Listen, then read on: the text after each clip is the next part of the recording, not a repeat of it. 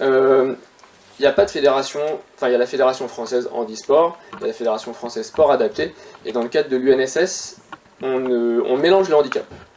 Donc on partage toutes les activités, il y a des élèves, pour être une équipe, il y a des élèves valides, des élèves en situation de handicap, mais dans la même équipe, on peut avoir un élève en situation de handicap sensoriel, handicap moteur, handicap mental, voilà, et tout le monde pratique les mêmes activités tous ensemble. Donc on n'est vraiment pas sur le handisport d'un côté, le sport adapté. Donc j'ai la chance dans mon établissement de pouvoir mettre ça en place, puisque je suis sur Dreux. On est le seul collège de Dreux à être de plein pied, donc beaucoup d'élèves en situation de handicap viennent dans mon établissement. Et on a une structure avec 12 à 13 élèves donc en situation de handicap mental, Ulysse.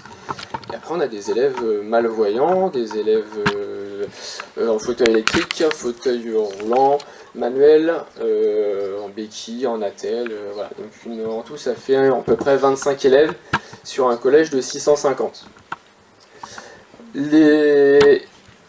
Sur le sport partagé, donc comme j'ai dit, on mélange tous les types de handicap, l'objectif étant quand même le partage et la réussite.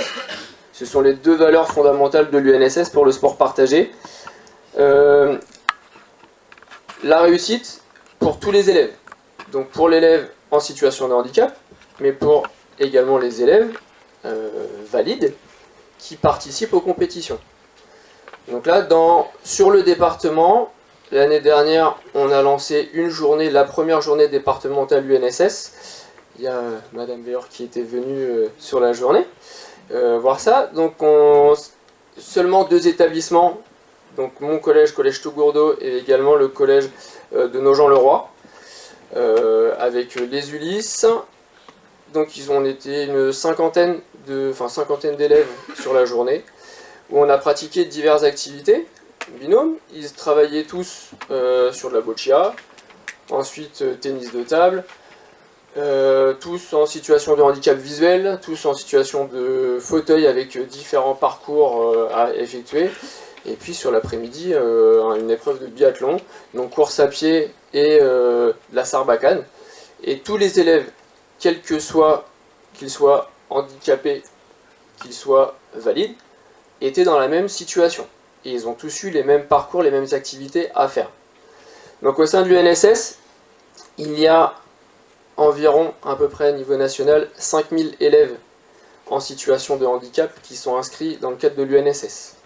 Il y a des championnats de France, il y a même l'année prochaine un championnat du monde sur certaines activités, ça aura lieu au Portugal. Et pour développer justement l'UNSS et développer l'EPS et handicap, il y a, qu'on appelle par activité, une commission nationale avec des référents à chaque fois pour développer le sport partagé, des championnats de France valides et des championnats de France sport partagé, où on peut mélanger du coup tout le monde. Il y a également, depuis, ça va être la première année, la 2019, avec un représentant de la Ligue du Centre Handisport, on va former des profs du second degré, donc pour l'instant que des professeurs d'EPS, voilà, avec pour objectif dans les années à venir, c'est pouvoir former les profs qui commencent, voilà, que ce soit pour les écoles primaires, pour le primaire ou pour le second degré. Là je fais une petite aparté, mais généralement donc, dans l'établissement où je suis, quand j'accueille les élèves en 6e, beaucoup nous disent ils n'ont jamais fait de sport, ils n'ont jamais fait d'EPS avant l'école primaire. Voilà, ils ne sont dans mon établissement, 0 élève en situation de handicap, aucun n'est licencié dans un club en dehors. Pour eux, ils arrivent, je suis en fauteuil, je ne ferai pas de sport cette année, je serai dispensé, je suis handicapé mental, je ne ferai pas de sport. Voilà, et les élèves le présentent comme ça, arrivés en 6e. On arrive à faire changer les mentalités, ils sont tous inscrits à l'AS, donc à l'UNSS, ils viennent tous pratiquer, et on a changé aussi le regard des autres élèves. Ça veut dire que, j'expliquais tout à l'heure à plusieurs d'entre vous, certains élèves maintenant, dès qu'ils sont blessés, ils viennent avec une dispense du médecin, et en fait, ils pratiquent quand même. Ils pratiquent parce que je suis en tennis de table, je me suis cassé un bras, oui, ça n'empêche pas de jouer au tennis de table. Voilà. On va adapter. On adapte les choses. Ils vont pratiquer en fauteuil roulant. Ça, c'est dans le cadre de l'EPS. On peut adapter. Voilà, puisque dans chaque classe, on a des élèves, eux, en situation de handicap. Ils pratiquent toutes les activités. Et bien, les élèves qui sont dispensés de certaines activités, mais justement, il y a des activités qu'ils peuvent faire. Donc, quand ça rentre dans le cadre des cours d'EPS, ils pratiquent aussi. Donc, si je reviens sur l'UNSS, donc j'ai dit à peu près 5000 licenciés sur toute la France. L'Eure-et-Loire, on est un petit peu à la traîne encore. Voilà, ça commence à se développer. Je suis référent, c'est un grand mot, mais chargé d'essayer de développer justement l'UNSS et handicap. Alors souvent pour les élèves qui viennent à l'AS, il y a le souci que le mercredi après-midi, c'est la journée où on cale les rendez-vous, les prises en charge extérieures.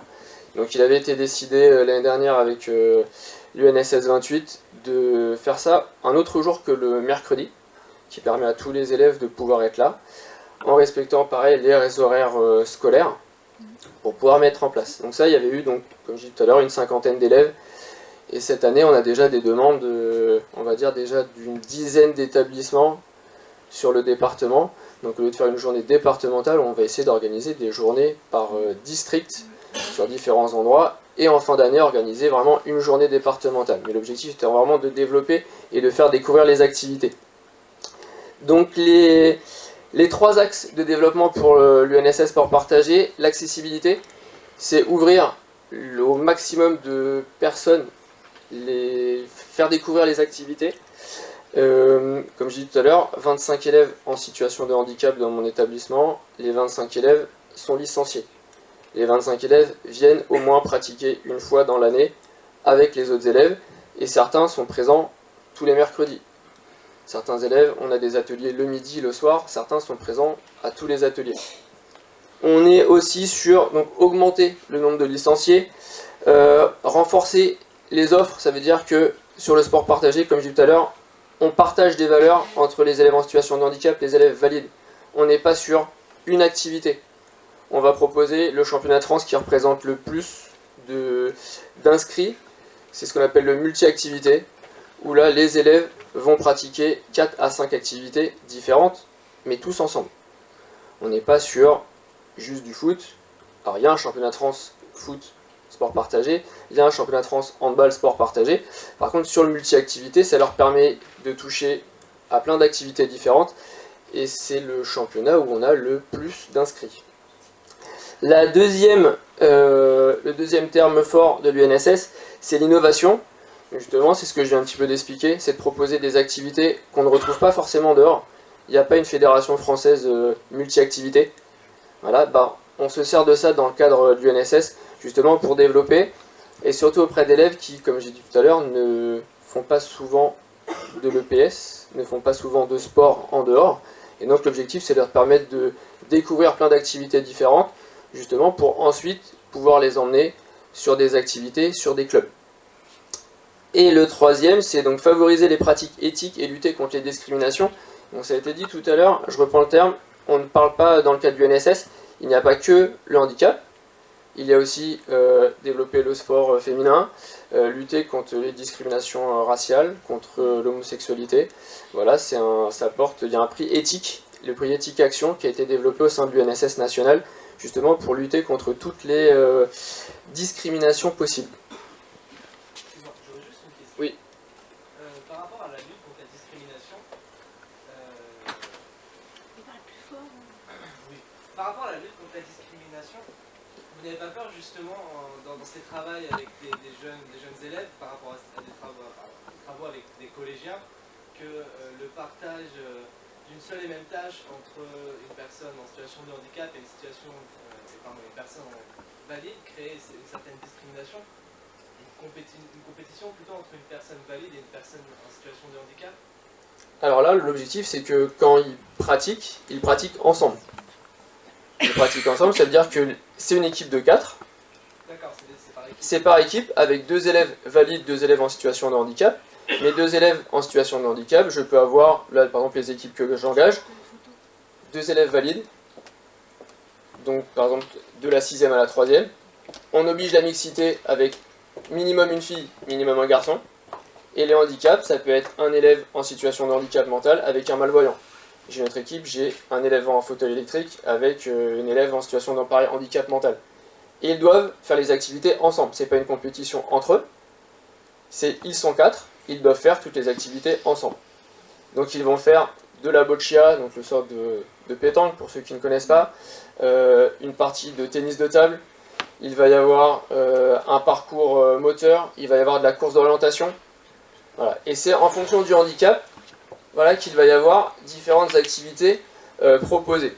J'ai dit tout à l'heure pour faire le lien avec l'EPS, c'est en EPS, je me suis cassé le bras. Ah déjà, est-ce que j'ai répondu à la question? Oui, c'est bon. Je me suis cassé le bras, donc il y a des activités qui ne sont pas possibles. Par contre, si je fais tennis de table, on adapte. Voilà. Et bien là, ça va être à peu près la même chose, sauf que dans l'UNSS, ce qu'on met en place, c'est des testings avec des compensations. Ça veut dire qu'un élève peut être en situation de handicap, il serait classé handicapé au sein de la Fédération française handisport, au sein de la Fédération française sport adapté. Par contre, il ne peut n'avoir, on va dire, aucun handicap à la pratique d'une activité dans le cadre de l'UNSS. Donc, je suis, je sais pas, je reviens un bras en moins, je suis classé, j'ai des classifications C1, C2, voilà, en termes de handisport. Je peux, par exemple, n'avoir aucun handicap dans le cadre sport partagé, puisque si je suis droitier et que je ne joue qu'avec la main droite, eh ben, j'ai pas besoin de ma main gauche. Donc en fait, le classement va être différent pour vraiment adapter au maximum, pour pas qu'il y ait de différence, qu'on puisse faire jouer un élève malvoyant contre un élève qui n'a qu'un bras. Ben, l'élève malvoyant partira avec des points d'avance par rapport à l'élève qui n'a qu'un seul bras. C'est-à-dire qu'on essaie d'être le plus juste possible. Tout à l'heure on a dit handicap, ben, d'être le plus juste possible, justement pour adapter et que tous les élèves soient au maximum sur le même pied d'égalité. Donc ça c'est le début, on essaie de mettre ça en place cette année pour tous les championnats de France. Tout va pas être parfait, là on teste vraiment. Moi je suis chargé surtout sur le run and bike triathlon. On essaie de mettre un testing le plus juste possible, où ils vont tous avoir une dizaine d'exercices à faire. Et puis après on va voir la classification. Et au bout de la classification, bah, certains élèves vont partir avec 30 secondes d'avance. Certains élèves vont avoir une petite boucle de 100 mètres à faire s'ils présentent un taux de handicap moins important que d'autres élèves. Voilà, donc ça c'est, voilà, tout n'est pas parfait, c'est ce qu'on essaie de mettre en place. Alors est-ce que 2024 a un effet, je ne sais pas, je pense que si, mais là même au niveau voilà, de l'EPS, c'est la première année que en formation prof d'EPS, qu'il y a une demande du rectorat d'avoir des formateurs, de pouvoir former une trentaine de profs sur l'année. Et éventuellement, bah voilà, ce qui serait bien, c'est de former surtout les enseignants du premier degré. Voilà, parce que c'est la base. Je pense que si dès l'école maternelle, si dès l'école primaire, on leur fait pratiquer les activités, ça va devenir une habitude. Ça paraîtra normal que les élèves en situation de handicap fassent de l'EPS. Et je terminerai juste, moi quand j'emmène les élèves en championnat, donc de district, départemental ou championnat de France, c'est quand j'ai une équipe classique et une équipe sport partagé, bah c'est simple, hein, c'est que j'arrive pas à faire une équipe valide. Voilà, il y a tout le monde qui se bat pour faire partie de l'équipe de France, enfin l'équipe sport partagé. Voilà, donc j'ai 2 personnes handicapées, et puis bah qui postulent, j'en ai 10, 12, 15 qui sont valides, et quand je leur dis non, non, toi tu vas aller faire le championnat classique, bah ils veulent pas. Voilà, donc je me suis vu l'année dernière annuler une compétition classique, championnat départemental de tennis de table, pas d'équipe parce que bah, tous voulaient aller au championnat sport partagé. Ils m'ont dit si on n'est pas tous ensemble, on vient pas. Voilà. Donc je pense que voilà, ça se développe. Et puis voilà, il va falloir lancer. Et plus on fera d'activités tous ensemble, plus ça paraît normal. Voilà, pour moi. Merci.